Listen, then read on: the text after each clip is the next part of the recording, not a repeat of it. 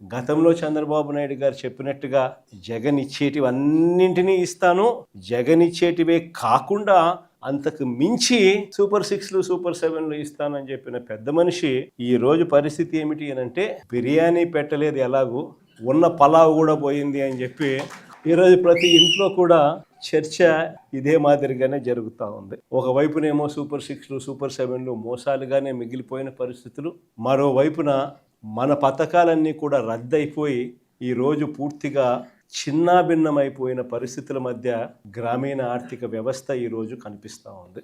విద్య, వైద్యం, వ్యవసాయం, సుపరిపాలన, లా అండ్ ఆర్డర్, సంక్షేమం, అభివృద్ధి ఇవన్నీ కూడా ఈరోజు తిరోగమనంలోనే కనిపిస్తూ ఉన్నాయి. ఎక్కడా కూడా ఫలాని మంచి చేశాము అని చెప్పే పరిస్థితి పోయి ఈరోజు ఎక్కడ చూసినా కూడా తిరోగమనమే కనిపిస్తుంది. ఆశ్చర్యకరమైన విషయం ఏమిటో తెలుసా? మన 5 సంవత్సరాల కాలంలో మనం 3,31,000 కోట్లు అప్పులు మనం చేస్తే ఆ 3,31,000 కోట్లలో 2,73,000 కోట్లు నేరుగా మీ జగన్ బటన్లు నొక్కడం, నా అక్క చెల్లెమ్మల కుటుంబాల ఖాతాల్లోకి నేరుగా డబ్బులు వెళ్ళిపోవడం చూసాం.